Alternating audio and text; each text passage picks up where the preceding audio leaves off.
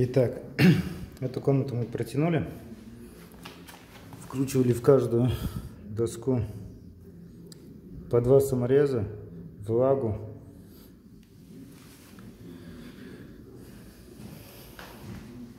Пол не скрипит, все отлично.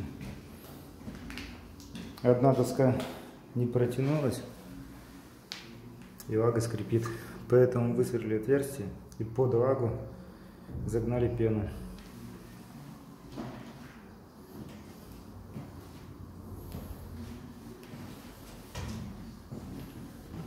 В этой комнате пол протянут, фанеру постелили, фанеру протянули. Все. Вот такой вот красота.